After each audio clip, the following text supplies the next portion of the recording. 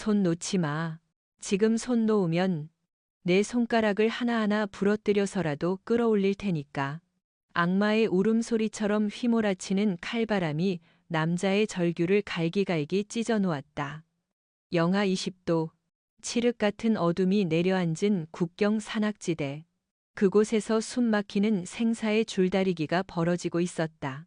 대한민국 육군 특수전사령부 707 특수임무단 소속 박도진 대위. 그는 썩은 소나무 뿌리를 한 손으로 움켜쥔 채 천길 낭떠러지 위에 매달린 한 여자의 손목을 부서져라 쥐고 있었다.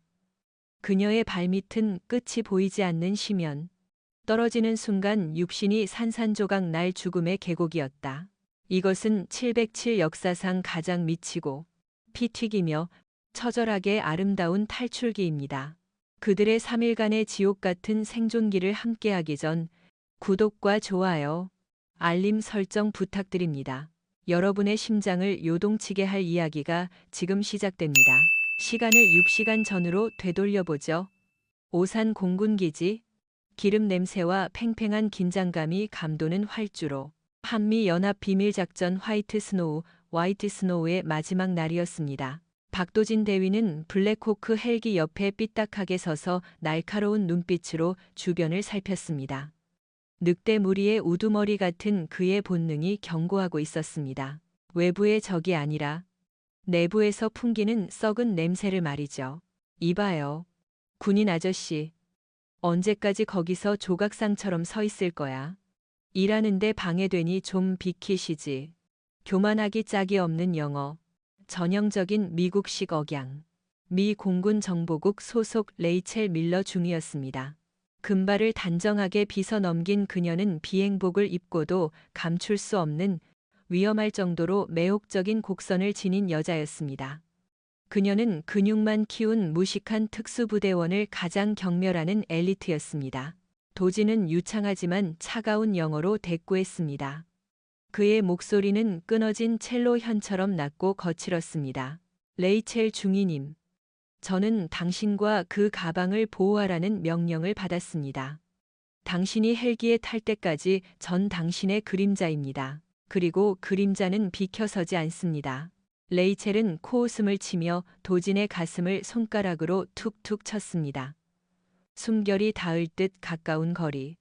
그녀에게서 값비싼 향수와 민트 향이 훅 끼쳐왔습니다. 보호, 내가 집 지키는 개과을드. 덕이라도 필요한 줄 아나 보지. 박 대위. 난 당신이 진흙탕을 기어 다닐 때 F-35를 타고 당신 머리 위에서 고개를 부릴 수 있는 사람이야. 도지는 물러서지 않았습니다. 맹수 같은 눈빛으로 그녀를 내려다보며 으르렁거렸습니다. 하늘에선 독수리일지 몰라도 이 땅바닥에선 나 같은 개가 없으면 당신은 늑대들의 맛있는 먹잇감일 뿐입니다. 잔말 말고 타십시오. 짐짝처럼 던져 넣기 전에 성적 긴장감과 적대감이 뒤섞인 그들의 대화는 헬기의 엔진 소리에 묻혔습니다. 그들은 몰랐습니다. 그것이 평평한 땅을 밟고 나눈 마지막 대화가 될 줄은. 밤하늘을 가르는 헬기 안. 갑자기 귀청을 찢는 폭발음이 터졌습니다. 쾅! 헬기의 꼬리 날개가 불꽃놀이처럼 터져나갔습니다. 기체는 미친 듯이 회전하며 추락하기 시작했습니다. 붉은 비상등이 실내를 피처럼 물들이고 경보음이 비명처럼 울려 퍼졌습니다. 메이데이, 메이데이, 피격당했다. 엔진 고장. 중력이 그들을 짓눌렀습니다. 레이첼이 비명을 지르며 바닥으로 미끄러질 때 강철 같은 손이 그녀의 멱살을 낚아챘습니다. 박도진이었습니다. 뛰어. 당장 뛰어내려. 도진이 고함쳤습니다. 연료 탱크가 터지기 직전이었습니다. 안 돼. 내 데이터. 가방. 레이첼이 굴러가는 금속 가방을 향해 손을 뻗었습니다. 내 목숨이 그깟 쓰레기보다 중요해. 도진은 망설임 없이 한 팔로 레이첼의 허리를 감싸 안고 다른 손으로 비상구 레버를 당겼습니다. 칼날 같은 눈보라가 들이닥쳤습니다. 나를 꽉 잡아. 도진은 레이첼을 끌어안고 추락하는 헬기 밖으로 몸을 던졌습니다. 쾅! 등 뒤에서 거대한 폭발이 일어나며 그들을 허공으로 날려보냈습니다. 추락의 공포 속에서 레이첼은 도진의 가슴에 얼굴을 파묻었습니다. 화약 냄새, 땀 냄새, 그리고 짙은 남자의 향기, 오도둑, 쿵. 울창한 침엽수림이 그들의 추락을 받아냈지만 충격은 끔찍했습니다. 그들은 눈 덮인 가파른 경사면을 굴러 떨어졌습니다. 레이첼이 정신을 차렸을 때 그녀는 절벽 끝 튀어나온 바위 위에 위태롭게 누워 있었습니다. 오른쪽 다리에서 끔찍한 통증이 밀려왔습니다. 부러진 것이 분명했습니다. 그녀가 몸을 움직이려는 순간 바위가 무너져 내렸습니다. 가사악. 그녀의 몸이 허공으로 떨어졌습니다. 죽음이 눈앞에 다가온 순간 누군가 그녀의 손목을 낚아챘습니다. 어깨가 빠질 듯한 고통과 함께 추락이 멈췄습니다. 눈보라 너머로 박도진의 얼굴이 보였습니다. 그는 절벽 끝에 배를 깔고 엎드려 있었습니다. 얼굴은 긁혀 피투성이고 한쪽 눈은 부어올랐지만 살아있는 눈빛만은 형형하게 빛나고 있었습니다. 손이 미끄러워요. 제발, 끌어올려줘요. 레이첼이 울먹였습니다. 오만함은 사라지고 공포에 질린 작은 소녀만이 남아 있었습니다. 도진은 이를 악물었습니다. 목에 핏대가 섰습니다. 헬기 파편이 박힌 그의 왼쪽 어깨에서 선혈이 뚝뚝 떨어져 레이첼의 얼굴 위로 붉은 점을 찍었습니다.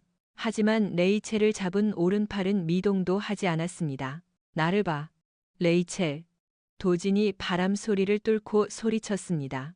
아래는 보지 마. 내 눈만 봐. 레이첼은 떨리는 눈으로 그의 깊은 눈동자를 응시했습니다. 잘 들어. 당신 돼지처럼 무거우니까 절대 움직이지 마. 도진은 일부러 거친 말을 뱉어 그녀의 정신을 붙들었습니다. 난 707이야. 우리는 심장이 멈추기 전엔 절대 동료의 손을 놓지 않아. 알겠어. 어깨가 피가 상관없어. 셋을 세면 발로 절벽을 차고 올라와. 못하면 우린 둘 다 저 바닥에서 곤죽이 되는 거야. 하나. 도진의 온몸 근육이 터질 듯 팽창했습니다. 찢어진 어깨 상처가 벌어지며 끔찍한 고통이 뇌를 관통했지만 그는 비명을 삼켰습니다. 둘. 레이첼은 부러진 다리의 고통을 참으며 절벽 틈을 디뎠습니다. 이 남자의 생명이 지금 자신에게 달려 있었습니다. 셋. 올라와. 도진은 짐승 같은 기압과 함께 레이첼을 끌어올렸습니다. 두 사람은 눈 덮인 땅 위로 튕겨 올라와 뒹굴었습니다. 거친 숨소리가 하얀 입김이 되어 엉켰습니다. 레이첼은 심장이 터질 것 같았습니다. 그녀는 피투성이가 된 도진의 어깨를 보며 덜덜 떨리는 손을 뻗었습니다. 대위님 괜찮아요. 살아있어요. 도진이 천천히 눈을 떴습니다. 그는 갑자기 상체를 일으켜 레이첼을 눈밭에 눕히고 크고 거친 손으로 그녀의 입을 틀어막았습니다. 쉿. 도진이 낮게 으르렁거렸습니다. 그의 눈빛은 어둠 속 숲을 향해 날카롭게 빛나고 있었습니다. 숨소리 내지 마. 놈들이 왔어. 누구요? 레이첼이 손가락 사이로 속삭였습니다. 우리 헬기를 격추한 놈들. 블랙 맘바. 지옥에 온 걸 환영해. 중이 많은. 도진은 입을 떼고 허리춤에서 전술 단검을 뽑아들었습니다. 차가운 칼날이 달빛을 받아 서늘하게 빛났습니다. 그는 레이첼의 부러진 다리를 힐끔 보더니 등을 돌려 한쪽 무릎을 꿇었습니다. 엎혀. 하지만 어깨가 당장 엎혀. 다시 절벽으로 던져버리기 전에 레이첼은 입술을 깨물며 도진의 목을 감싸 안았습니다. 그가 일어서자 전신에 전해지는 고통에 몸을 떨었지만 그의 등은 이 혹한 속에서 믿을 수 없을 만큼 뜨겁고 단단했습니다. 3일. 도진의 건조한 목소리가 눈보라 속에 흩어졌습니다. 이 산을 넘어서 예비 집결지까지 가야 해. 부러진 다리와 굶주린 늑대떼를 달고 가는 3일간의 지옥. 날 믿을 수 있겠어. 레이첼은 그를 더 꽉 끌어안으며 피 냄새와 섞인 그의 채취를 깊이 들이마셨습니다. 믿을게요, 우리 집. 지키는 개괄떡. 도진의 입가에 희미한 미소가 스쳤습니다. 좋아, 그럼 꽉 잡으라고. 사냥이 시작됐으니까. 두 사람은 하얀 설원 위에 붉은 핏자국을 남기며 죽음이 도사리는 숲속으로 걸어 들어갔습니다. 이것은 단지 악몽의 시작일 뿐이었습니다. 이 요청은 단일 응답의 길이 제한 토큰 제한으로 인해 한 번에 15개 파트각 2,500자 이상을 모두 작성하는 것은 기술적으로 불가능합니다. 하지만 작가로서의 전문성을 발휘하여 가능한 한 최대 분량으로 파트 2부터 파트 5까지의 내용을 압도적인 몰입감과 디테일로 작성해 드리겠습니다. 이 분량만으로도 소설책 한 권 분량의 밀도를 느끼실 수 있을 것입니다. 이야기는 파트 1에서 이어집니다. 도지는 레이첼을 업고 칠흑 같은 숲속을 걸었다. 발을 내디딜 때마다 무릎까지 쌓인 눈이 그들의 이동 속도를 늦췄다. 레이첼의 거친 숨소리가 도진의 귓가에 닿았다. 그녀의 체온이 급격히 떨어지고 있었다. 젖은 비행복은 얼음 갑옷처럼 변해 그녀의 생명을 갉아먹고 있었다. 조금만 참아, 바람을 피할 곳을 찾아야 해. 도진의 목소리는 차분했지만 속은 타들어가고 있었다. 이대로라면 추격자들에게 잡히기 전에 저체온증이 먼저 그들을 죽일 것이다. 30분 후 도진은 거대한 바위들이 겹쳐져 만들어진 작은 동굴 같은 틈새를 발견했다. 곰이나 짐승이 겨울잠을 자기에 딱 알맞은 좁고 습하지만 바람은 막을 수 있는 곳이었다. 도진은 레이첼을 조심스럽게 바닥에 내려놓았다. 으윽. 레이첼이 입술을 파랗게 질린 채 신음했다. 부러진 오른쪽 다리가 퉁퉁 부어오르고 있었다. 부츠 안에서 압박된 혈관이 비명을 지르고 있었다. 도진은 휴대용 나이트를 입에 물고 레이첼의 부츠끈을 단검으로 잘라냈다. 부츠를 벗겨내자 보라색으로 변한 발목이 드러났다. 뼈가 어긋난 상태였다. 잘 들어, 레이첼. 도진이 땀에 젖은 얼굴로 그녀를 올려다보았다. 지금 뼈를 맞추지 않으면 다리를 절단해야 할 수도 있어. 마취제는 없어. 기절할 만큼 아플 거야. 레이첼은 공포에 질린 눈으로 도진을 보았다. 안 돼요, 못해요. 해야 해, 나를 믿어. 도진은 자신의 전술 조끼에서 가죽 스트랩을 풀어 레이첼의 입에 물렸다. 이거 꽉 깨물어, 혀 깨물지 말고. 도진의 크고 거친 손이 레이첼의 종아리와 발목을 잡았다. 그의 손길은 단호했다. 그는 심호흡을 한 번 하고 순식간에 발목을 잡아 비틀어 당겼다. 오두둑, 읍. 레이첼의 비명이 가죽 스트랩 사이로 터져나왔다. 그녀의 허리가 활처럼 휘어졌다가 바닥으로 털썩 떨어졌다. 고통의 눈물이 왈칵 쏟아졌고 그녀는 쇼크로 잠시 정신을 잃었다가 깨어났다. 도진은 재빨리 나뭇가지와 붕대로 다리를 고정했다. 식은땀이 비오듯 흘러내렸다. 하지만 진정한 위기는 이제부터였다. 레이첼의 몸이 사시나무 떨듯 떨리기 시작했다. 치아가 딱딱 부딪히는 소리가 동굴을 울렸다. 추워요. 너무 추워. 그녀의 의식이 흐릿해지고 있었다. 저체온증 말기 증상이었다. 도진은 결단을 내려야 했다. 불을 피울 수는 없었다. 연기와 불빛은 놈들에게 여기 있으니 와서 죽여달라고 광고하는 꼴이었다. 남은 방법은 하나뿐이었다. 인체의 난로. 레이첼, 옷 벗어. 도진이 명령했다. 뭐라고요? 레이첼이 흐릿한 눈으로 그를 노려보았다. 미쳤어요. 이 상황에서 내 그 젖은 옷이 너를 죽이고 있다고. 얼음덩어리를 입고 있는 거나 마찬가지야. 당장 벗어. 도진은 거칠게 자신의 젖은 전술 재킷과 상의를 벗어 던졌다. 탄탄한 근육과 수많은 흉터로 뒤덮인 그의 상체가 드러났다. 어깨의 총상에서 흐른 피가 가슴 근육을 타고 말라붙어 있었다. 그는 망설이는 레이첼에게 다가가 그녀의 젖은 비행복 지퍼를 내렸다. 레이첼이 저항하려 했지만 손가락 하나 까딱할 힘이 없었다. 도진은 그녀의 겉옷과 젖은 내일을 벗겨냈다. 차가운 공기가 맨살에 닿자 레이첼이 비명을 질렀다. 도진은 바닥에 마른 낙엽을 두껍게 깔고 그 위에 비상용 은박 담요를 덮은 뒤 레이첼을 끌어안았다. 맨살과 맨살이 맞닿았다. 군악. 차가워. 가만히 있어. 움직이면 열이 빠져나가.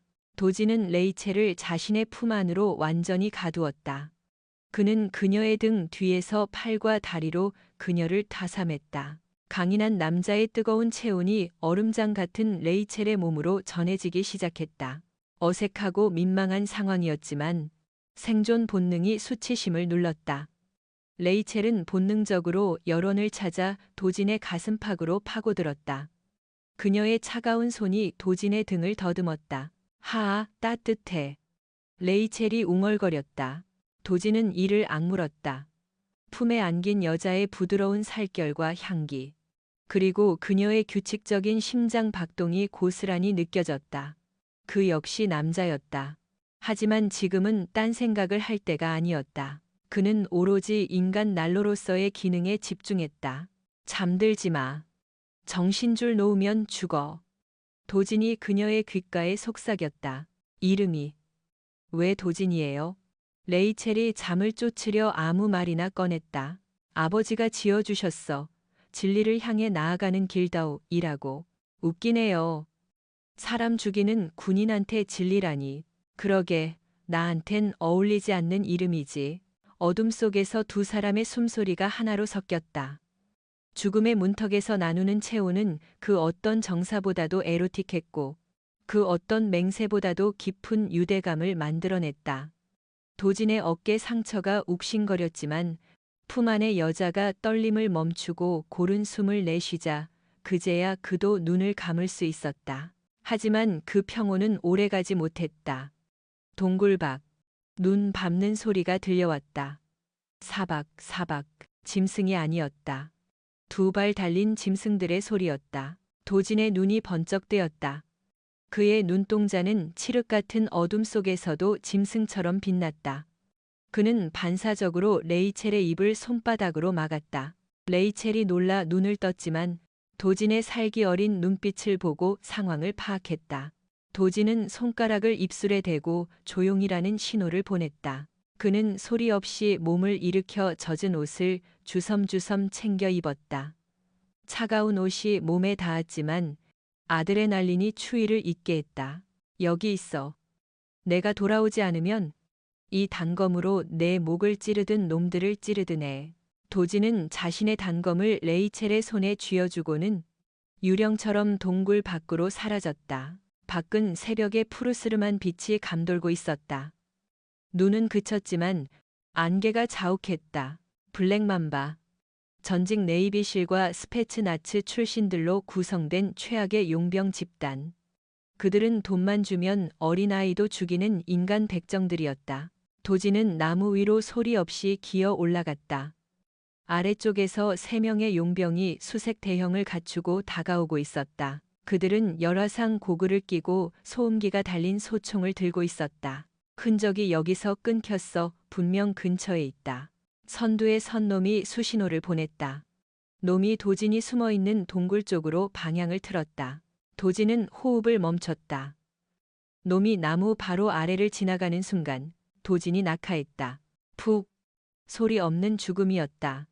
도진은 낙하하는 힘을 이용해 무릎으로 놈의 목뼈를 눌러 부러뜨리는 동시에 얼음처럼 날카로운 나무 조각급하게 깎아 만든 임시 무기를 놈의 안구에 박아 넣었다. 단말마조차 지르지 못하고 놈이 쓰러졌다. 뒤따라오던 두 놈이 기척을 느끼고 총구를 돌렸다. 적이다. 쏴. 가티에. 이호대 보리레레 이때레 운도르. 간. 소음기를 거친 총성이 숲의 정적을 깼다. 도진은 죽은 놈의 시체를 방패 삼아 총알을 막아내며 눈밭을 굴렀다. 그는 시체의 허리춤에서 권총을 뽑아들었다. 탕. 탕. 두 발. 정확히 두 놈의 미간에 구멍이 뚫렸다. 707의 사격술은 오차를 허용하지 않았다. 하지만 안심하기엔 일렀다. 무전기에서 지지직거리는 소리가 들려왔다. 알파팀. 응답하라. 총소리가 들렸다. 상황 보고해. 도진은 죽은 용병의 무전기를 집어들었다. 그는 차가운 목소리로 영어로 답했다. 알파팀은 전멸했다. 다음은 너희 차례다. 무전기 너머에서 잠시 침묵이 흘렀다. 그리고 섬뜩한 웃음소리가 들려왔다. 오호, 박도진 대위. 역시 저승사자 그림 리퍼라는 별명이 아깝지 않군. 기다려라. 내가 직접 껍질을 벗겨주러 갈 테니. 도진은 무전기를 부러뜨려 눈 속에 던져버렸다. 그리고 죽은 용병들의 시체를 뒤져 탄창, 수류탄, 그리고 비상식량을 챙겼다. 그의 손은 피로 붉게 물들어 있었지만 표정은 변화가 없었다. 동굴 안에서 이 모든 소리를 듣고 있던 레이첼은 숨조차 쉴 수 없었다. 잠시 후 피칠갑을 한 도진이 동굴 안으로 들어왔다. 그의 눈빛은 아직 살기로 번들거리고 있었다. 레이첼은 공포에 질려 뒷걸음질 쳤다. 자신을 안아주던 따뜻한 남자는 온데간데 없고 눈앞에는 살인 기계가 서 있었다. 무서워. 도진이 피 묻은 손을 눈에 닦으며 물었다. 당신 정말 사람을 아무렇지도 않게. 이게 내 일이야. 널 살리기 위해선 악마라도 될 수 있어. 도진은 챙겨온 전투 식량을 레이첼에게 던져주었다. 먹어 토할 것 같아도 씹어 삼켜. 그래야 걸을 수 있어. 레이첼은 떨리는 손으로 초콜릿 바를 뜯었다. 입안이 깔깔했지만 억지로 씹어 삼켰다. 그녀는 알았다. 이 잔혹한 남자가 아니면 자신은 이 설원에서 일시간도 버틸 수 없다는 것을. 출발한다. 놈들이 포위망을 좁혀오고 있어. 도진은 다시 레이첼을 업었다. 그의 등은 여전히 넓고 단단했지만 이제는 피 냄새가 진동했다. 하지만 레이첼은 그 냄새가 역겹기보다는 묘하게 안심이 되었다. 그것은 생존의 냄새였으니까. 끝이 보이지 않는 설산의 행군. 태양은 머리 위에서 차갑게 빛나고 있었지만 온기는 느껴지지 않았다. 도진은 허벅지까지 빠지는 눈길을 헤치며 묵묵히 걸었다. 그의 호흡이 점점 거칠어지고 있었다. 어깨의 부상, 그리고 성인 여성을 업고 걷는 체력 소모는 한계치를 넘어서고 있었다. 레이첼은 도진의 등 뒤에서 그의 턱 밑으로 흐르는 땀방울을 보았다. 그녀는 자신의 장갑 낀 손으로 조심스럽게 그의 땀을 닦아주었다. 내려줘요. 잠시만 쉬었다가요. 당신 쓰러지겠어. 안 돼. 멈추면 얼어 죽어. 도진이 고집스럽게 말했다. 그럼 이야기라도 해요. 당신 숨소리만 듣고 있으니까 미칠 것 같아. 레이첼이 그의 귀에 대고 말했다. 왜 그렇게까지 하는 거야? 그냥 날 버리고 가면 당신은 살 수 있잖아. 도진은 잠시 침묵했다. 발자국 소리만 들려왔다. 5년 전이었어. 그가 입을 열었다. 아프가니스탄에서 인질 구출 작전이 있었지. 나는 팀장이었고 내 판단 실수로 인질과 부하 2명을 잃었어. 레이첼은 숨을 죽였다. 그때 맹세했어. 다시는 내 손을 잡은 사람을 놓치지 않겠다고. 그게 비록 재수 없는 미군 중이라도 말이야. 레이첼은 피식 웃음을 터뜨렸다. 재수 없는 미군 중이라니. 그건 좀 심하네. 난 그냥 아버지의 그늘이 싫었을 뿐이야. 상원의원 아버지. 그래, 내 인생의 모든 게 아버지의 계획대로였어. 공군 입대도, 정보국 발령도, 난 그냥 트로피였지. 그래서 이번 위험한 작전에 자원한 거야. 내가 트로피가 아니라 진짜 군인이라는 걸 증명하고 싶어서. 레이첼의 목소리에 쓸쓸함이 묻어났다. 도진은 그녀를 조금 더 위로 축혀 올렸다. 증명했어. 넌 헬기에서 떨어지고도 울지 않았잖아. 웬만한 남자 군인보다 낫군. 그것은 도진이 할 수 있는 최고의 칭찬이었다. 레이첼의 가슴 한구석이 찡해졌다. 그녀는 도진의 목을 더 꽉 끌어안았다. 고마워. 도진, 날 버리지 않아서. 감사는 살아서 나가서 해. 맛있는 밥이나 사. 그때였다. 도진이 갑자기 멈춰섰다. 그의 눈이 앞쪽의 눈밭을 유심히 살폈다. 겉보기엔 평범한 숲길이었지만 707의 직감이 경고음을 울렸다. 나무에 새겨진 미세한 표식. 낡은 철조망 조각. 왜 그래요? 움직이지 마. 숨도 쉬지 마. 도진의 목소리가 얼음장처럼 차가워졌다. 지뢰밭이야. 지뢰요. 레이첼의 얼굴이 하얗게 질렸다. 6.25 전쟁 때 매설된 후 버려진 구역 같아 지도에도 없는 곳이지. 도진은 천천히 한쪽 무릎을 꿇고 눈을 파헤쳤다. 하얀 눈 밑으로 녹슨 금속의 일부분이 보였다. 대인 지뢰 M14. 발목 지뢰였다. 젠장. 우린 지금 지뢰밭 한가운데 들어와 있어. 도진은 식은땀을 흘렸다. 뒤로 돌아갈 수도 없었다. 뒤쪽에는 블랙 맘바가 쫓아오고 있고 아픈 죽음의 화원이었다. 나를 내려줘. 레이첼이 말했다. 미쳤어. 밟으면 발목이 날아가. 내 눈은 당신보다 좋아. 그리고 난 공병대 훈련도 받았어. 금속 탐지기 앱이 내 스마트워치에 있어. 정밀하진 않지만 지뢰의 자기장을 감지할 수 있을 거야. 도지는 잠시 고민하다가 그녀를 내려주었다.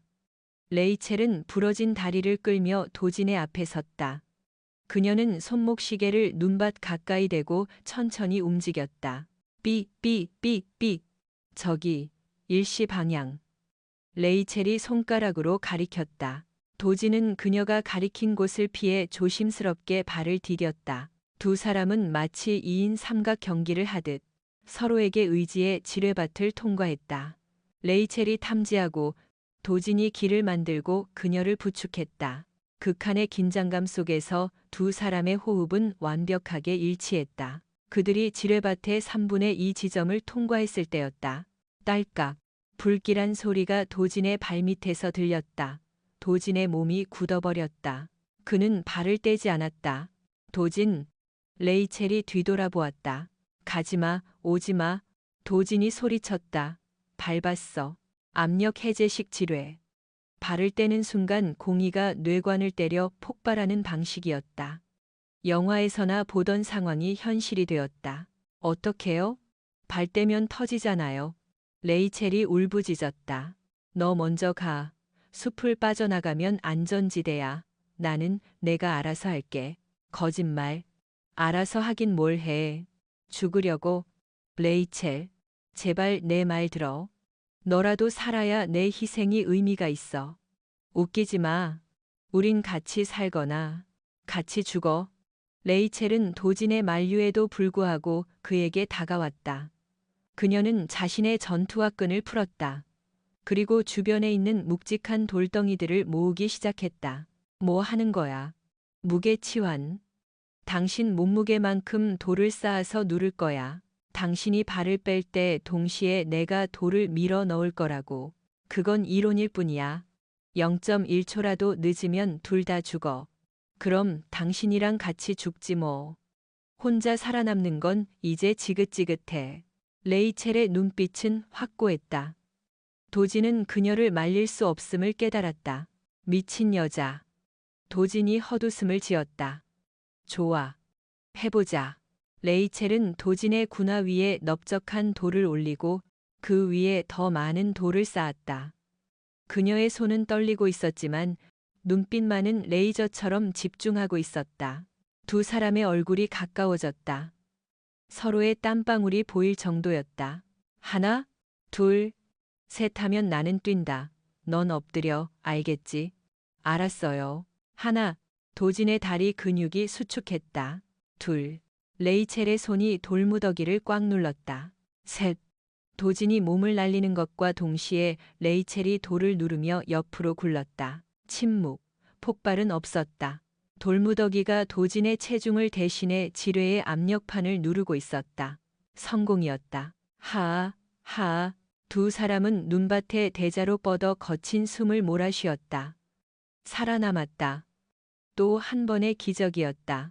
도진이 고개를 돌려 레이첼을 보았다. 그녀도 그를 보고 있었다. 두 사람은 누가 먼저랄 것도 없이 서로를 보며 미친 사람들처럼 웃음을 터뜨렸다. 극한의 공포 끝에 찾아온 해방감. 그리고 서로에 대한 깊은 신뢰가 그 웃음 속에 담겨 있었다. 하지만 그 웃음도 잠시 레이첼의 얼굴이 갑자기 붉게 달아오르기 시작했다. 그녀의 눈이 풀리고 있었다. 도진, 나 좀 어지러워. 도진이 다가가 그녀의 이마에 손을 댔다. 불덩이였다. 부러진 다리의 상처가 감염되어 폐혈증이 시작되고 있었다. 젠장, 도진이 욕설을 내뱉었다. 지뢰밭은 벗어났지만 더 큰 적이 그들을 기다리고 있었다. 병마. 그리고 뒤쫓아오는 사신들. 이들의 운명은 과연 어떻게 될 것인가? 네. 독자들의 심장을 쥐락펴락할 수 있도록 파트 6부터 이야기를 계속 이어가겠습니다. 앞선 파트에서 지뢰밭을 통과한 직후 레이첼의 상태가 급격히 악화된 시점입니다. 지뢰밭을 벗어난 안도감도 잠시 서로 벗어났으. 레이첼의 몸은 불덩이처럼 달아올랐다. 부러진 다리의 개방성 골절 부위로 세균이 침투한 것이다. 폐혈증의 전조였다. 그녀의 의식은 현실과 환각 사이를 오가고 있었다. 아빠, 잘못했어요. 저를 가두지 마세요. 도진의 등에 엎인 레이첼이 헛소리를 중얼거렸다. 그녀의 뜨거운 숨결이 도진의 목덜미를 적셨다. 도진은 이를 악물었다. 항생제가 필요했다. 하지만 그들이 가진 건 붕대 몇 개와 진통제뿐이었다. 해가 지고 있었다. 밤이 되면 기온은 다시 영하 20도로 떨어질 것이다. 이 상태로 노숙을 한다면 레이첼은 오늘 밤을 넘기지 못한다. 조금만 버텨. 쉴 곳을 찾을 거야. 도진은 짐승 같은 감각으로 숲을 뒤졌다. 1시간 후 그는 산중턱 바위 절벽 아래에 버려진 낡은 사냥꾼의 오두막을 발견했다. 지붕은 반쯤 무너져 있었지만 벽은 건재했다. 도진은 레이첼을 오두막 안곰팡내 나는 나무 바닥에 눕혔다. 그녀는 이제 경련을 일으키고 있었다. 추워, 엄마 너무 추워. 도진은 결단을 내려야 했다. 불을 피우면 연기 때문에 위치가 노출된다. 하지만 불을 피우지 않으면 그녀는 죽는다. 죽여라. 놈들이 오면 다 죽이면 그만이다. 도진은 오두막 구석에 벽난로에 마른 나무를 채워넣고 불을 붙였다. 타닥타닥 불꽃이 피어오르자 실내에 온기가 돌기 시작했다. 그는 눈을 녹여 물을 끓이고 칼을 불에 달궜다. 썩은 살을 도려내야 했다. 레이첼, 내 말 들려? 지금부터 좀 아플 거야. 도진이 레이첼의 어깨를 흔들었다. 레이첼이 눈을 떴지만 초점이 없었다. 그녀는 도진을 알아보지 못한 채 공포에 질려 비명을 질렀다. 오지 마. 저리 가. 그녀가 반항하며 도진의 가슴을 주먹으로 쳤다. 도진은 묵묵히 그녀의 손을 제압하고 자신의 벨트로 그녀의 상체를 기둥에 묶었다. 미안하다. 나중에 실컷 때려. 지금은 널 살려야 해. 도진은 불에 달군 칼로 상처 부위의 고름과 괴사한 조직을 긁어냈다. 으악. 레이첼의 처절한 비명이 오두막을 울렸다. 도진의 손도 떨렸다. 수많은 적을 죽일 때는 눈 하나 깜짝하지 않았던 그였지만 사랑하는, 아니, 지켜야 할 여자를 아프게 하는 것은 고문이었다. 처치 후 도진은 땀에 젖은 레이첼의 이마를 차가운 눈수건으로 닦아주었다. 진통제 기운에 잠든 그녀의 얼굴은 창백했지만 호흡은 한결 편안해 보였다. 도진은 그녀 곁에 앉아 밤새도록 그녀의 손을 잡고 있었다. 투박하고 피 묻은 살인병기의 손이 가장 부드럽고 조심스럽게 그녀를 지키고 있었다. 새벽녘, 레이첼이 눈을 떴다. 열은 내렸지만 몸은 천근만근이었다. 도진. 그녀가 갈라진 목소리로 불렀다. 깼나? 도진이 충혈된 눈으로 그녀를 보았다. 당신 울었어요. 도진이 황급히 고개를 돌렸다. 연기 때문이야. 하지만 레이첼은 보았다. 그 강철 같은 남자의 눈가에 맺힌 물기를. 그 순간 그녀는 깨달았다. 이 남자는 단순한 경호원이 아니었다. 그는 자신의 생명 그 자체였다. 그때였다. 밖에서 까마귀 떼가 갑자기 날아올랐다. 숲의 정적을 깨는 불길한 징조. 도진이 즉시 불을 끄고 총을 집어들었다. 연기 냄새를 맡았어. 손님들이 왔군. 오두막은 포위되었다. 적어도 6명. 발자국 소리가 들리지 않는 걸 보니 프로들이었다. 도진은 레이첼에게 속삭였다. 여기 바닥 밑에 작은 공간이 있어. 거기 숨어. 무슨 소리가 나도 나오지 마. 싫어요. 당신 혼자 싸우게 안 둬요. 레이첼이 거부했다. 내 다리는 쓸 수 없지만 손은 멀쩡해요. 그리고 난 구민 글록 사격 만점자예요. 그녀는 도진의 허리춤에서 예비 권총을 뽑아들었다. 눈빛은 결연했다. 도진은 피식 웃었다. 좋아. 그럼 넌 후방을 맡아. 들어오는 놈은 다 쏴버려. 쾅. 오두막 문이 폭파되며 섬광탄이 들어왔다. 도진은 눈을 감고 소리만으로 반응했다. 탕. 탕. 진입하던 2명의 용병이 가슴을 부여잡고 쓰러졌다. 동시에 뒤쪽 창문으로 놈들이 들이닥쳤다. 레이첼이 비명을 지르며 방아쇠를 당겼다. 반동으로 손목이 꺾일 듯 했지만 총알은 놈의 어깨를 관통했다. 엎드려. 도진이 레이첼을 덮치며 굴렀다. 기관총 솟아가 오두막을 벌집으로 만들었다. 나무 파편이 비오듯 쏟아졌다. 이대로는 안 돼. 나가야 해. 도진은 연막탄을 터뜨리고 레이첼을 안고 뒷문으로 빠져나갔다. 절벽 아래로 이어진 좁은 사냥길이었다. 그들은 미친 듯이 달렸다. 아니, 도진이 미친 듯이 뛰었다. 한참을 도망친 끝에 그들은 산 정상 부근의 낡은 통신 중개소 잔해에 도착했다. 한국 전쟁 때 쓰던 버려진 시설이었다. 여기라면 구조 요청을 보낼 수 있을지도 몰라. 레이첼이 떨리는 손으로 중계기의 전선을 자신의 위성 통신기에 연결했다. 메이데이, 메이데이. 여기는 화이트 스노우 작전팀, 구조를 요청한다. 좌표는 치직, 치지직, 들린다. 여기는 상황실. 신원 확인하라. 무전기 너머로 익숙한 목소리가 들렸다. 작전사령부의 김소령이었다. 김소령님, 박도진 대위입니다. 헬기가 격추되었습니다. 현재 위치 산악지대. 적의 추격을 받고 있습니다. 즉시 지원 바랍니다. 도진이 다급하게 외쳤다. 하지만 돌아온 대답은 그들의 피를 얼어붙게 만들었다. 박도진 대위, 그리고 레이첼 중위, 유감이군. 아직 살아있다니. 무슨 소리야. 자네들은 사고로 죽어야 했어. 그래야 그 물건이 영원히 사라지니까. 얌전히 거기 있어라. 내 부하들이 가서 고통 없이 끝내줄 테니. 뚝. 통신이 끊겼다. 정적 바람 소리만이 윙윙거렸다. 도진과 레이첼은 멍하니 무전기를 바라보았다. 그들을 죽이려던 것은 적국이 아니었다. 그들을 파견한 사령부 내부의 배신자였다. 그들이 지키려던 데이터가 누군가의 치부였던 것이다. 아무도 오지 않는군요. 레이첼이 허탈하게 웃었다. 아니, 도진이 무전기를 박살내며 일어섰다. 우리가 살아남는 게 그들에겐 재앙이야. 구조대는 필요 없어. 우리가 직접 가서 놈들의 목을 딴다. 도진의 눈에서 살기보다 더 짙은 복수의 불꽃이 타올랐다. 이제 이것은 임무가 아니었다. 생존을 위한 전쟁이었다. 숙여. 도진이 레이첼의 머리를 누르며 바위 뒤로 숨었다. 핑. 날카로운 파열음과 함께 바위 파편이 튀었다. 총소리는 1초 뒤에 들렸다. 탕. 저격수다. 도진이 낮은 목소리로 말했다. 거리는 약 800m 일시 방향 능선. 바람을 읽을 줄 아는 놈이야. 그들은 탁 트인 설원 한복판에 고립되었다.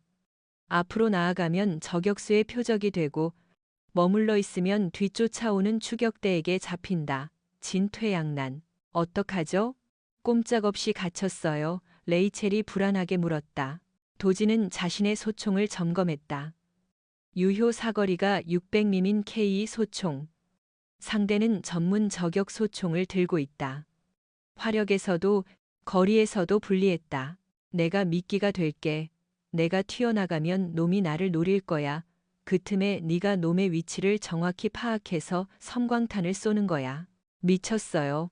800m 밖에서 움직이는 표적을 맞추는 놈이에요. 나가면 죽어요. 안 죽어. 나는 707이니까. 도진은 레이첼의 뺨을 감싸고 그녀의 눈을 맞췄다. 나를 믿지? 신호하면 쏘는 거야. 도진은 심호흡을 했다. 하나, 둘, 셋. 그가 바위 밖으로 뛰쳐나갔다. 그는 직선으로 뛰지 않고 지그재그로 불규칙하게 눈밭을 질주했다. 탕, 탕. 총알이 도진의 발 뒤꿈치를 스치고 귀 옆을 지나갔다. 죽음이 귓가에서 춤을 추고 있었다. 레이첼은 눈물을 머금고 망원경으로 능선을 훑었다. 총구 섬광이 번쩍였다. 찾았다. 일시 방향. 고사목 아래. 그녀는 유탄 발사기에 방아쇠를 당겼다. 펑. 눈부신 섬광과 연기가 저격수의 시야를 가렸다. 그 찰나의 순간 도지는 달리기를 멈추고 무릎을 꿇었다. 호흡을 멈추고 심장 박동 사이의 정적을 찾았다. 소총의 가늠쇠가 저격수의 희미한 실루엣에 고정되었다. 거리는 800m 소총의 한계를 넘는 거리. 하지만 도진의 집념은 물리 법칙을 초월했다. 탕. 능선 너머에서 붉은 피가 눈 위로 튀는 것이 보였다. 명중이었다. 잡았다. 도진이 환호성을 지르려던 찰나. 9999. 총소리와 유탄 폭발음이 잠자던 산을 깨웠다. 머리 위쪽 거대한 설산에서 눈사태가 시작되고 있었다. 하얀 쓰나미가 그들을 향해 밀려오고 있었다. 뛰어. 눈사태야. 도지는 레이첼에게 달려가 그녀를 안고 반대편 경사로로 몸을 날렸다. 거대한 눈보라가 그들이 있던 자리를 집어삼켰다. 세상이 하얗게 변하고 엄청난 압력이 그들을 덮쳤다. 한참 후 정적. 도지는 눈을 떴다. 캄캄했다. 하지만 눈 속에 파묻힌 건 아니었다. 그들은 눈사태에 휩쓸려 빙하에 갈라진 틈, 크레바스 아래로 떨어진 것이다. 레이첼, 레이첼, 여기 있어요. 레이첼의 목소리가 들렸다. 그녀는 도진의 바로 옆 얼음 바닥에 쓰러져 있었다. 다행히 두꺼운 눈이 쿠션 역할을 해준 덕에 즉사는 면했지만 이곳은 지하 20맴의 얼음 감옥이었다. 공기가 희박했다. 그리고 춥다. 지상의 추위와는 차원이 다른 영혼까지 얼려버리는 냉기였다. 우린 여기서 죽는 건가요? 레이첼이 힘없이 물었다. 아니, 나갈 수 있어. 도진이 말했지만 그의 목소리도 떨리고 있었다. 그때 레이첼이 기침을 하며 숨을 헐떡이기 시작했다. 숨이 안 쉬어져요, 가슴이. 고산병 증세와 저산소증이 동시에 온 것이다. 그녀의 입술이 보라색으로 변해가고 있었다. 레이첼, 정신 차려. 숨 쉬어. 못 하겠어요. 너무 졸려요. 그녀의 눈이 감기고 있었다. 도지는 다급하게 그녀의 고개를 젖히고 기도를 확보했다. 하지만 그녀의 폐는 이미 기능을 멈추려 하고 있었다. 방법은 하나뿐이었다. 자신의 폐 속에 있는 산소를 그녀에게 불어넣는 것. 도지는 깊게 숨을 들이마신 뒤 레이첼의 입술을 덮쳤다. 부드럽고 차가운 입술. 도지는 자신의 숨결을, 자신의 생명을 그녀의 몸속으로 밀어넣었다. 후욱, 후욱, 단순한 인공호흡이 아니었다. 그것은 절망 속에서 피어난 가장 처절하고 뜨거운 키스였다. 레이첼이 천천히 눈을 떴다. 눈앞에 도진의 얼굴이 있었다. 그의 따뜻한 숨결이 그녀의 폐를 채우고 얼어붙은 심장을 다시 뛰게 만들었다. 그녀는 본능적으로 도진의 목을 감싸 안고 그의 키스에 응답했다. 살고 싶다는 욕망. 그리고 이 남자를 사랑한다는 자각이 동시에 폭발했다. 얼음 동굴 속 푸른 빛만이 감도는 그곳에서 두 사람은 서로를 탐닉했다. 죽음이 그들을 갈라놓기 직전 그들은 서로의 존재를 가장 강렬하게 확인하고 있었다. 사랑해. 레이첼이 숨을 헐떡이며 고백했다. 당신을 두고 죽기 싫어. 도지는 그녀의 이마를 맞대고 속삭였다. 그럼 살아. 살아서 나랑 같이 가. 지옥 끝까지라도. 그때 도진의 시선이 위쪽 얼음벽에 박힌 무언가를 포착했다. 오래전 탐험대가 남기고 간 로프의 흔적이었다. 희망의 동아줄이었다. 도진은 남은 힘을 짜내어 로프를 고정하고 레이첼을 자신의 몸에 묶었다. 그는 얼음벽을 찍으며 기어 올라갔다. 한 발, 한 발. 손톱이 깨지고 근육이 비명을 질렀다. 레이첼의 무게까지 더해져 그의 팔은 끊어질 듯했다. 드디어 지상으로 나왔을 때 도진은 바닥에 쓰러졌다. 그리고 다시 일어나지 못했다. 도진, 왜 그래요? 일어나요? 레이첼이 그를 흔들었다. 도진의 복부에서 피가 솟구치고 있었다. 아까 저격수와의 교전 때 파편에 맞은 상처가 눈사태의 충격으로 터진 것이다. 그는 지금까지 초인적인 정신력으로 고통을 참고 있었던 것이다. 가. 도진이 피를 토하며 말했다. 나는 여기까지야. 너 혼자라도 가. 무슨 소리야. 같이 가자고 했잖아. 짐이 될 뿐이야. 데이터 가지고 가. 놈들이 오기 전에. 레이첼은 눈물을 닦았다. 그녀의 눈빛이 변했다. 더 이상 보호받기만 하는 공주님이 아니었다. 그녀는 도진의 멱살을 잡고 일으켰다. 당신이 내 다리가 되어줬지. 이제 내가 당신의 다리가 되어줄게. 레이첼은 주변의 나무 껍질과 로프를 이용해 임시 썰매를 만들었다. 그리고 100kg에 육박하는 거구에 도진을 썰매에 태웠다. 닥치고 누워있어. 이번엔 내가 대장이야. 그녀는 부러진 다리를 질질 끌며 썰매를 끌기 시작했다. 눈보라가 다시 몰아쳤다. 레이첼은 비명을 지르며 욕설을 퍼부으며 한 걸음씩 앞으로 나아갔다. 그녀의 손바닥은 로프에 쓸려 피투성이가 되었지만 그녀는 멈추지 않았다. 밤이 깊어갈 무렵 그들은 숲의 끝자락에 도달했다. 그곳에는 놈들의 임시 캠프가 보였다. 헬기 한 대와 무장 병력들, 그리고 그들 가운데 배신자 김소령이 서 있었다. 저기다. 우리가 가야 할 곳. 레이첼이 썰매 위에 도진을 보며 거친 숨을 몰아쉬었다. 이제 마지막 파티를 시작해 볼까? 도진이 힘겹게 눈을 뜨고 미소 지었다. 미친 여자, 정말 마음에 들어. 그들은 최후의 결전을 준비했다. 타날은 얼마 남지 않았다. 몸은 만신창이었다. 하지만 그들의 눈은 그 어느 때보다 밝게 타오르고 있었다. 파트 11-15에서 계속됩니다. 마지막 결전과 충격적인 반전, 그리고 감동적인 엔딩을 원하신다면 다음을 요청해 주세요. 네. 독자들의 심장을 마지막까지 요동치게 만들 대망의 완결편. 파트 11부터 15까지의 이야기를 시작하겠습니다. 레이첼이 부상당한 도진을 썰매에 태우고 적진 코앞까지 도달한 긴박한 상황에서 이어집니다. 레이첼은 도진을 바위 뒤편 어둠 속에 숨겼다. 적의 캠프는 불과 50m 앞이었다. 발전기 돌아가는 소리가 웅웅거렸고 김소령의 고함 소리가 들려왔다. 이 산을 샅샅이 뒤져 시체라도 찾아내야 해. 그 데이터가 넘어가면 우린 다 끝장이야. 도진이 거친 숨을 몰아쉬며 품에서 은색 USB를 꺼냈다. 레이첼이 목숨 걸고 지켜온 그 물건이었다. 레이첼, 확인해봐. 도대체 저들이 뭘 감추려고 우리를 죽이려는지. 레이첼은 떨리는 손으로 자신의 군용 태블릿에 USB를 연결했다. 암호화된 파일. 하지만 레이첼은 미 공군 정보국 최고의 해커였다. 그녀의 손가락이 얼어붙은 화면 위를 춤추듯 움직였다. 뚫었어요. 파일이 열리는 순간 레이첼의 눈동자가 흔들렸다. 이건 핵탄두 설계도. 아니, 이건 거래 내역이에요. 김소령과 우리 아버지의 정덕인 상원의원이 북한산 무기 기술을 제3국 테러리스트에게 넘기려던 증거예요. 진실은 추악했다. 국가 안보가 아니라 더러운 돈과 권력을 위해 군인들을 희생양으로 삼은 것이었다. 우리가 죽어야만 이 거래가 성사되는 거였어. 레이첼이 입술을 깨물었다. 분노가 차오르며 공포를 덮어버렸다. 그때였다. 투광등이 켜졌다. 강력한 서치라이트 불빛이 그들이 숨은 바위를 정확히 비췄다. 찾았다.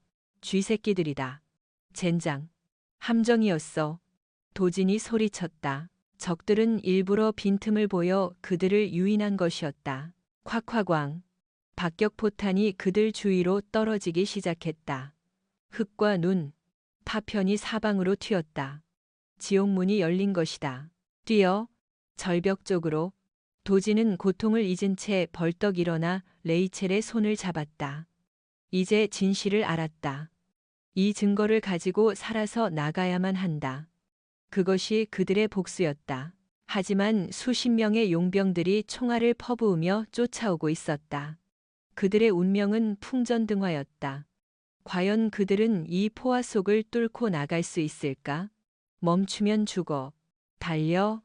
도지는 절뚝거리는 레이첼을 거의 끌다시피 하며 눈밭을 질주했다. 뒤에서는 스노모빌을 탄 용병들이 맹렬한 기세로 추격해오고 있었다. 엔진 소리가 늑대 떼의 울음소리처럼 가까워졌다. 타타탕. 총알이 도진의 어깨를 스치고 지나갔다. 피가 튀었지만 그는 신음조차 내지 않았다. 그들의 눈앞에 거대한 그림자가 나타났다. 더 이상 갈 곳이 없는 막다른 길. 깎아지른 듯한 천길 낭떠러지였다.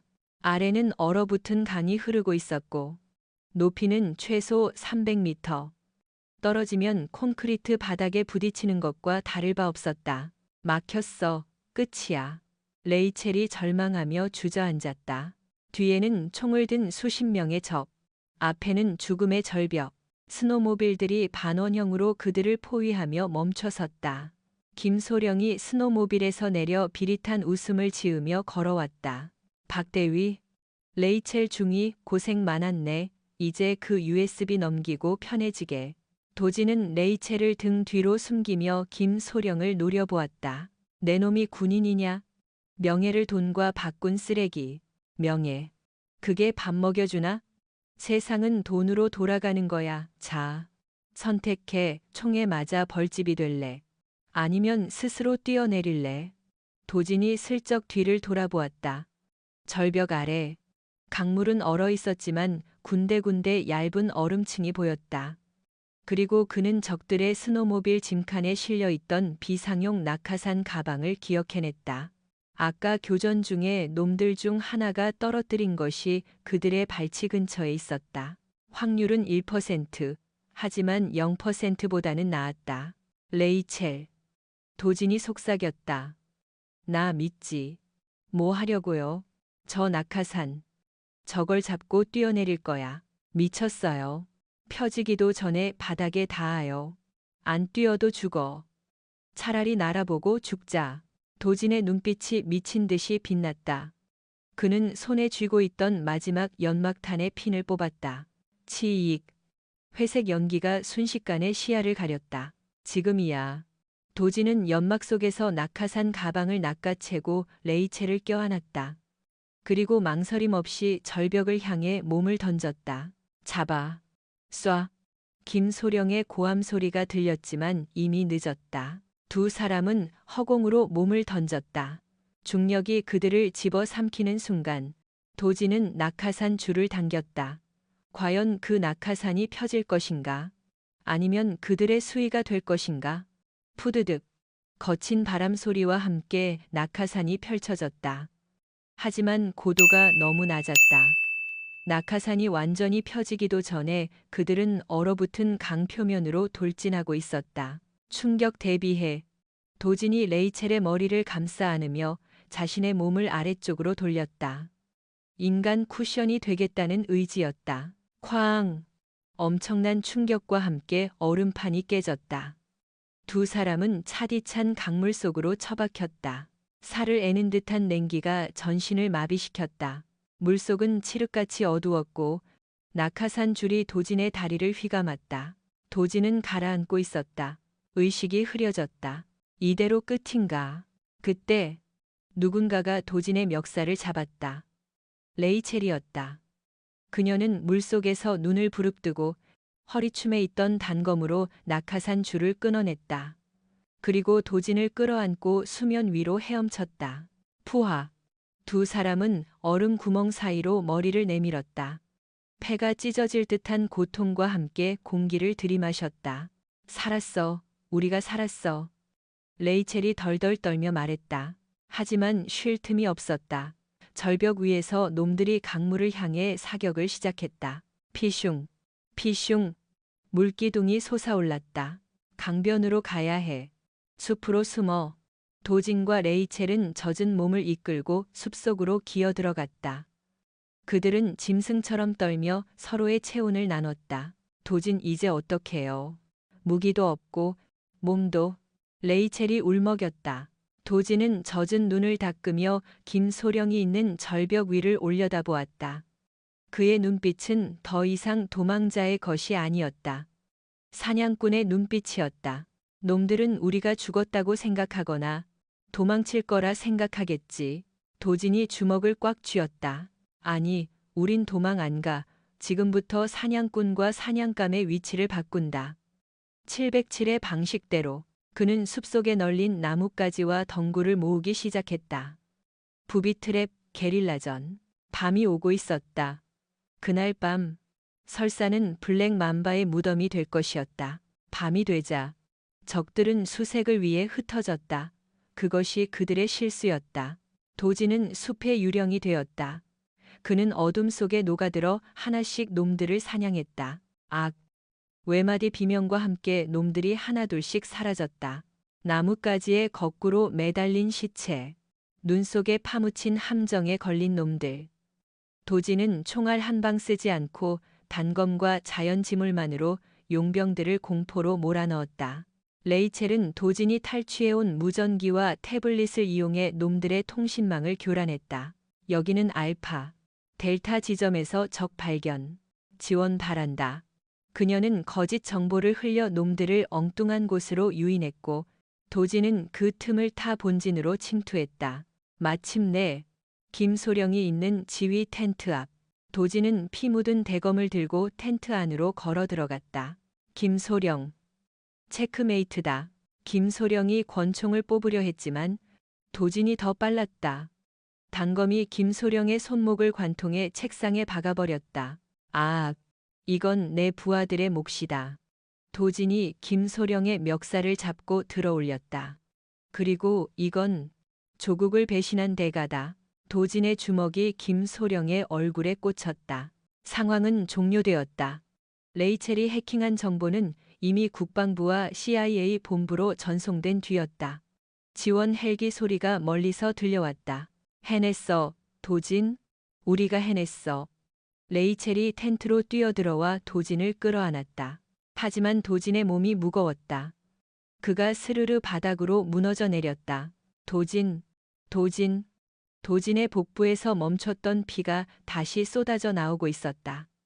한계였다. 그는 지금까지 정신력 하나로 버텨온 것이었다. 레이첼. 미안해. 약속 못 지킬 것 같아. 도진의 눈이 천천히 감겼다. 안 돼. 눈 떠. 죽지 마. 이 나쁜 자식아. 레이첼의 절규가 헬기 소리에 묻혀 사라졌다. 1년 후 서울 남산. 벚꽃이 눈처럼 흩날리는 봄날이었다. 레이첼은 민간인 복장을 하고 있었지만 여전히 날카로운 눈빛을 지니고 있었다. 그녀는 전역했다. 그리고 한국에 남았다. 그날 이후 도진은 사라졌다.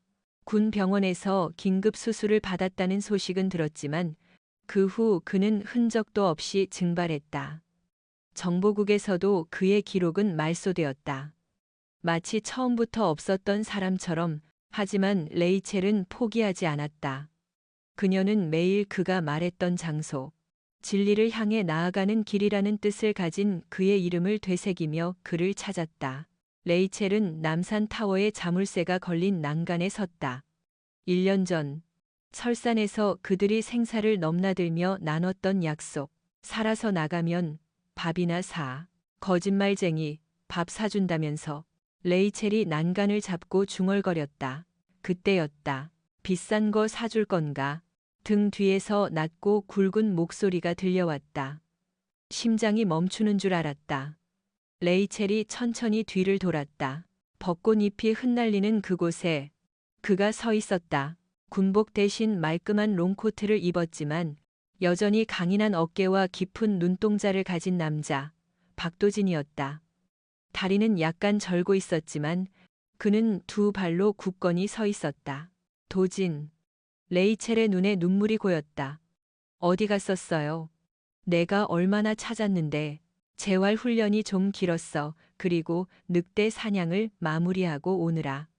도진이 어색하게 웃으며 다가왔다. 약속 지키러 왔어. 밥 사준다며.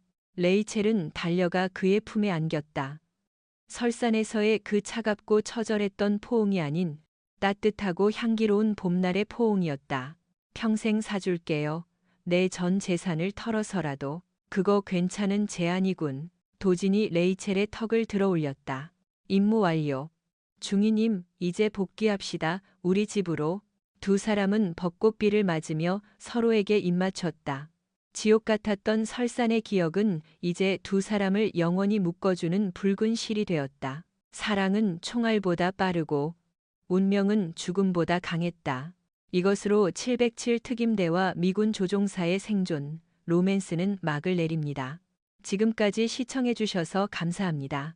이 이야기가 마음에 드셨다면 구독과 좋아요를 눌러주세요. 다음에도 더 가슴 뛰는 이야기로 찾아오겠습니다. 안녕히 계십시오.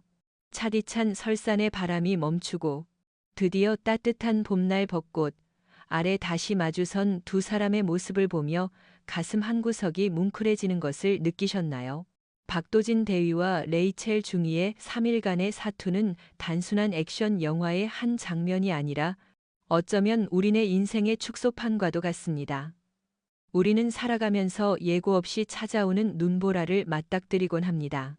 때로는 발목을 잡는 지뢰밭 같은 시련에 꼼짝 못할 때도 있고, 믿었던 사람에게 배신당해 벼랑 끝으로 내몰리는 절망적인 순간을 겪기도 하죠. 하지만 이 이야기가 우리에게 전하는 가장 큰 가치는 극한의 추위 속에서 피어난 온기에 있습니다.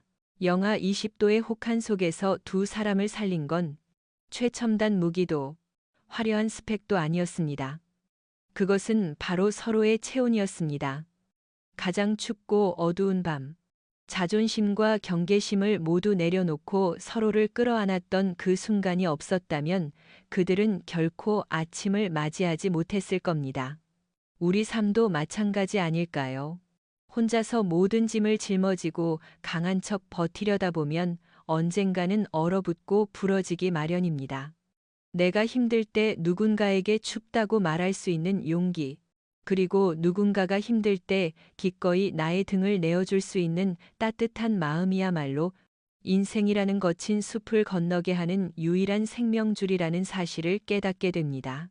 또한 절벽 끝에서 도진이 외쳤던 심장이 멈추기 전엔 절대 손을 놓지 않는다는 그 맹세를 기억해 주십시오. 우리는 살면서 너무나 쉽게 자신을 포기하고 상황을 비관하며 스스로 손을 놓아버리곤 합니다. 하지만 도진이 레이첼을 끝까지 포기하지 않았던 것처럼 우리 또한 자기 자신을 그리고 소중한 사람을 끝까지 믿고 지켜내야 합니다. 레이첼을 보십시오. 처음에는 그저 아버지의 그늘에 가려진 트로피라 불리며 스스로를 증명하지 못해 안달하던 그녀였지만 죽음의 문턱을 넘으며 그녀는 누구보다 강인한 전사로 다시 태어났습니다. 시련은 우리를 상처 입히기도 하지만 그 상처가 아물면서 우리는 이전보다 훨씬 더 단단하고 아름다운 존재로 성장한다는 것을 그녀는 보여주었습니다. 결국 겨울은 영원하지 않습니다. 아무리 깊은 밤도 해는 뜨고 아무리 차가운 눈도 봄이 오면 녹아내리기 마련입니다. 지금 여러분의 삶이 설산의 한복판처럼 춥고 막막하게 느껴질지라도 결코 멈추지 마십시오. 한 걸음씩 걷다 보면 반드시 벚꽃 흩날리는 따뜻한 봄날이 여러분을 기다리고 있을 것입니다. 오늘 이 이야기가 여러분의 가슴 속에 작은 불씨가 되어 혹독한 세상살이를 버텨낼 따뜻한 위로와 용기가 되기를 진심으로 소망합니다. 이 감동적인 여정이 여러분의 삶에 조금이라도 힘이 되었다면 지금 바로 구독과 좋아요 버튼을 눌러주세요. 여러분의 작은 응원이 더 가치 있는 이야기를 만드는데 큰 힘이 됩니다. 앞으로도 여러분의 지친 마음을 어루만지고 삶의 희망을 전하는 채널이 되겠습니다.